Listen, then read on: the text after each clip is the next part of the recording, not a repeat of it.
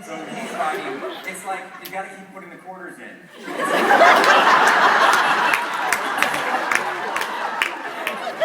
watch the shots, and they look fantastic. I mean, the horse looks pretty real.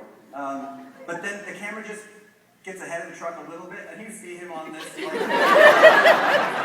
and it's one of the most degrading experiences. 31 years old, in front of a big crowd. Being chased by a man with no head. I'm trying to make it go faster. Am I making this up? Nicole, had you shot weapons before? Had you done guns before? No, I haven't. We had a cop that never shot, and Ichabod had never ridden a horse. It's every English actor has on their resume that they're really good at riding horses. I think mine, it's still on there, but now it should be hobby horse.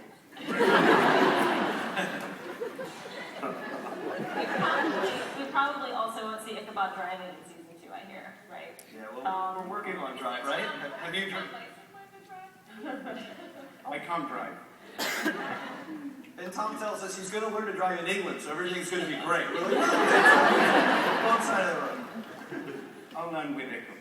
In general, are you all hoping for like more stunts in the second season for your characters? Do you enjoy that sort of thing? The first stunt that I did for it was in the pilot. It was where the truck just narrowly misses where Ichabod first comes out the ground and he sees the road, and then there's a truck and it misses by inches. And that was the first time I'd ever done anything green screen. And I'm doing it with Len, who's the master in it. And that's still one of my most favourite moments, both in the show and in terms of... But the great thing about that shot, though, is that I wanted to have some interaction, to have the car that goes by, he doesn't get hit by the truck, the car that comes by, the rearview mirror, or actually the side mirror, clips him in the elbow, so it looked like he just had a near miss. So to do that, we were on green screen, shot them separately. So when we were doing Tom's part, it was this guy with he was basically with a broom handle with like a green screen ball taped up in, and just sat there, just like, when he was ready, and then just kept whacking. The dailies of it are, I was more tempted to put that on the show. You're just sitting there, and then all of a sudden this guy whacks you in the arm. It's really hard. Really hard. I think at one point the little foam green thing at the end fell off, so it was just a man picking it.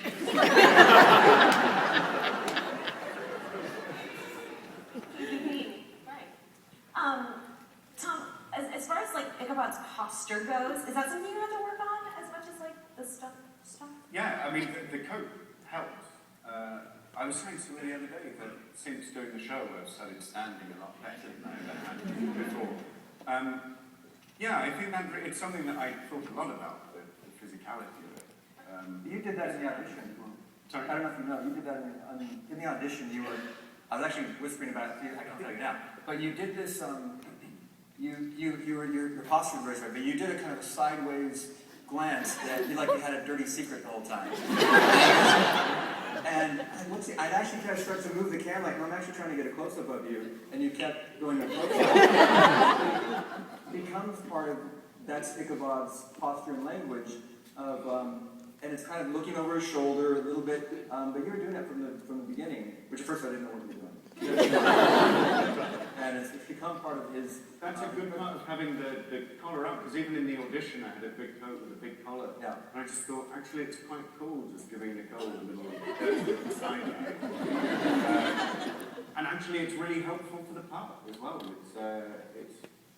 It's become something I'm very aware of, the Ichabod side. I noticed that on set, and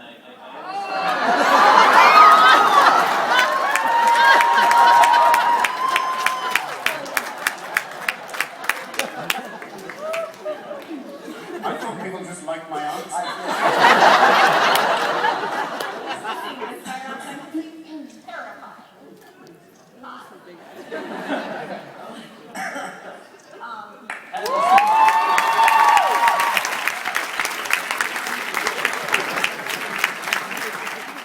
It's really a leap of faith, and I think it was the people involved, and you just have to trust that it's going to go somewhere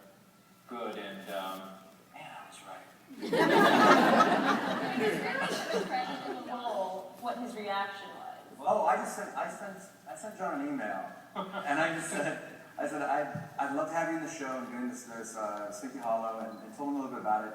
And I said, I'm really excited about doing, wow, you have John in the show, and then by the end of the pilot, not the end of the season, by the end of the pilot, we're actually going to kill John Cho. And they go, oh my God, you killed John Cho. I said, that's right, we did. And you just wrote back and you said, you actually just said, fucking A, I'm in. I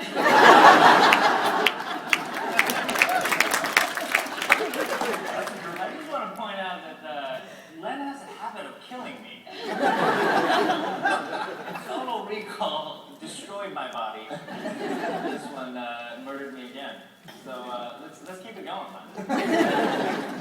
At what point did you sort of learn the rest of that thing that he was going to like? 4 or 5 hours at Springfest. So there was a few hours of me and Len playing around when Nicole joined us, and it was kind of innocent. It's when you have another actor who loves throwing things at you and I delight. I'm not sure quite where your minds are going. I've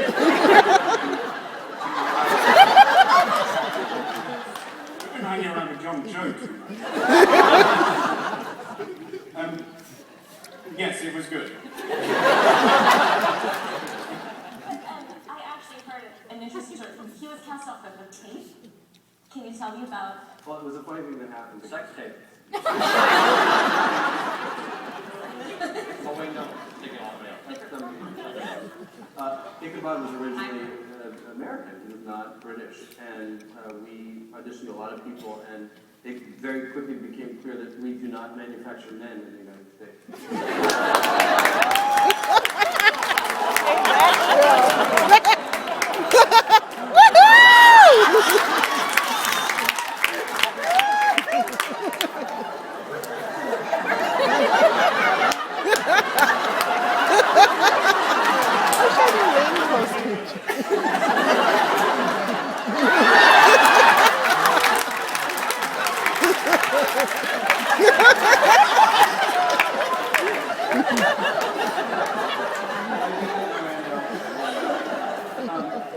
So we said, okay, well, what's wrong with this? And what we realized is we had kind of written it in a British cadence. And we were asking American actors to do it, and it just didn't feel real. It actually felt like everybody was like Ichabod Crane from the Valley. So we just said, okay, wait a minute. What if we went British? Not only made this dialogue actually work on screen, but it'll actually provide a whole new backstory for Ichabod Crane in a world where we're trying to be both very familiar and also very different at the same time. And so we sort of said, let's start auditioning British actors. And when we all saw Tom, a couple things happened. He was depending on what sex. Yeah, he was phenomenal, and we said we got to get him out here. But then, I don't think we ever told you this right. When Tom was doing the 4 hours of the screen test, all the women, all the assistants in the hallway outside were like losing their mind. They were losing their mind.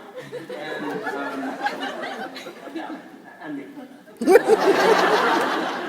thought, okay, this obviously means something. And then I think here's the other honest truth. The chemistry that you see on screen between Tom and Nicole is the chemistry between Tom and Nicole. And that is one of the things that is so wonderful, is that...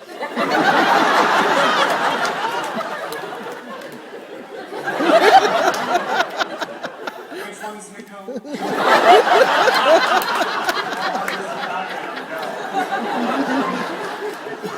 It was instantaneous, and it was lovely, and their friendship was very, very...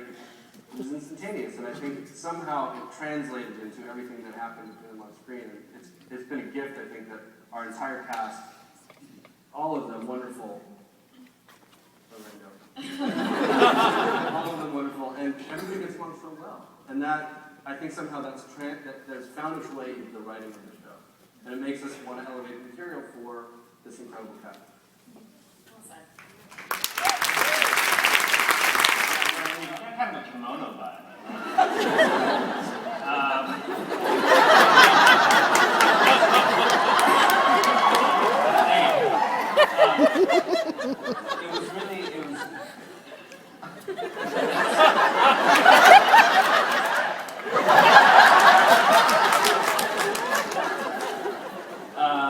See. I had a really great time, and I gotta, first of all, thank Alex and Bob and Phil and Mark for working with me and offering me the opportunity to be, and Len, because it really was, as ridiculous as it was, I just really enjoyed the human drama, and of course Nicole playing, and I felt like in our scenes we really did work It at was so much getting. fun working with you tonight. Oh my gosh, amen. I love you. But it was those moments that really made it worth it for me, very special. We just worked on what that relationship was, and I feel like that's what makes the show work. Everyone is focusing on the human relationships and the supernatural stuff is a great backdrop and a great framing for, what's going on between and betwixt these people. You said the Twix, right? That's stupid.